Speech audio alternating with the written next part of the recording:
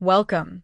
Today, we delve into the deeply emotional and intensely romantic world of Ana Huang's Twisted Games, the story of two souls bound by duty, separated by law, and brought together by a love so forbidden it threatens to change the course of a kingdom. At the heart of our story are two truly captivating figures. First, we meet Rhys Larsen. He is the epitome of discipline, an elite bodyguard, ex-military, and the top professional in his field.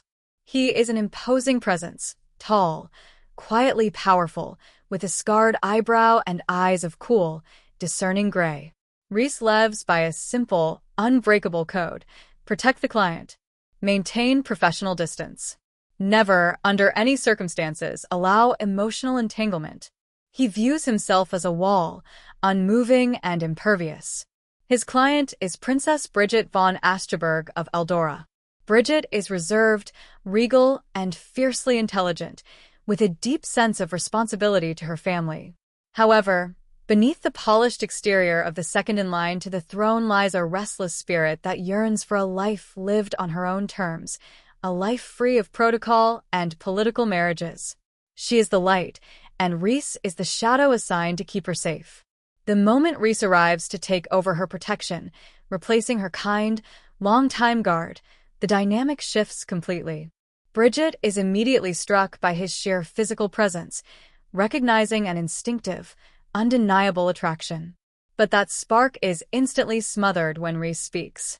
He is condescending, demanding, and utterly dismissive of her current lifestyle, immediately criticizing her college house as a security risk and ordering her to comply without question.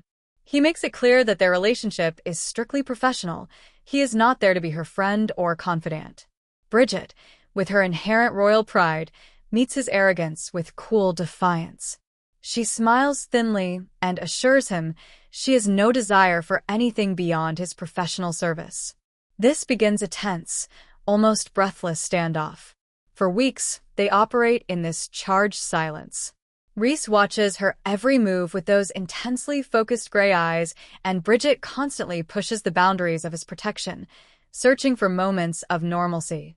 Every instance of their forced proximity, a shared elevator ride, a briefing in her study, a glance across a room, is infused with an underlying awareness that threatens to unravel the carefully constructed walls around them both. It is a slow, agonizing burn, the very definition of an enemies-to-lovers dynamic where the enemy is only their own deep-seated denial. Their simmering conflict comes to a head with a shocking security breach. In a moment of defiant rebellion against Rhys's strict rules, Bridget sneaks out late one night to attend a concert. In the chaotic crowd, she is taken, briefly becoming a victim of a targeted, terrifying kidnapping plot connected to the political unrest around Eldora. Rhys, waking to find her gone, experiences a moment of raw, unadulterated terror. In that agonizing period, his professional detachment dissolves, replaced by the desperate panic of a man facing the loss of someone utterly vital to him. He uses a pre-planted tracking chip to find her and successfully rescues her, pulling her out of the situation physically unharmed but emotionally shaken. The aftermath of the rescue is a pivotal turning point. Back in the safety of her home, Bridget tries to minimize the event, insisting she is fine. But Rhys is consumed by a blinding rage born of fear and relief. He is utterly undone. His usual composure is shattered, and for the first time, Bridget sees past the perfect professional shield. She witnesses the visceral, terrifying extent of his reaction, the silent, consuming fear that he had almost failed not just his client, but her. In that moment, the lines blur entirely. The experience binds them in a secret, unspoken understanding that their connection is already far deeper and more dangerous than either is willing to admit. As if their situation wasn't complicated enough, the stakes are raised dramatically when Princess Bridget's older brother, Crown Prince Nikolai, makes the shocking decision to abdicate the throne of Eldora. Suddenly, Bridget's destiny is irrevocably sealed.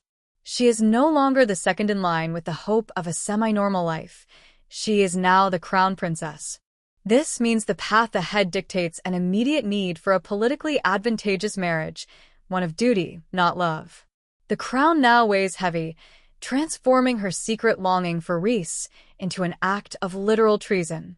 Separated briefly, the unspoken tension becomes unbearable. When they next meet, it is fraught with pain. Rhys, in a desperate attempt to protect her and himself from the agony of their impossible future, retreats into a painful stoicism, coldly mocking her new path and the fairy tale marriage that awaits her. Bridget, heartbroken by her lost future and Rhys's cruel dismissal, pushes back, the dam of her frustration finally breaking. In the midst of this heated confrontation, Rhys loses control completely. He pins her against the wall, his hands framing her face, his gaze burning with a desperate, agonizing fire. The rules, the oath, the duty, all crumble beneath the weight of his absolute need. It is a kiss of final, complete surrender. Rhys's confession in that moment is that he wants to protect her, but more than that, he wants to claim her. Bridget realizes in the intense heat of that forbidden touch that Rhys is the only man who has ever truly seen her, challenged her, and set her soul on fire. Their relationship moves from a charged denial to a passionate, highly dangerous secret, one that is pursued with the intoxicating thrill of high-stakes risk. The final act of their story is a tense battle against the forces of duty, tradition, and political maneuvering. They maintain their hidden relationship while navigating royal demands, treachery, and the dark underbelly of court life. Rhys, the ultimate protector, channels his love into a fierce determination to find a way for them to be together, even if it means changing the rules of a monarchy. He is her steadfast, scarred knight, working quietly behind the scenes to clear a path for their future. Bridget, in turn, finds her voice. She must reconcile her innate sense of duty with her profound love for the man standing by her side. She learns to wield her power as the future queen, asserting her right to an unconventional happiness. The resolution they achieve is not a traditional fairy tale, but something far deeper and more meaningful.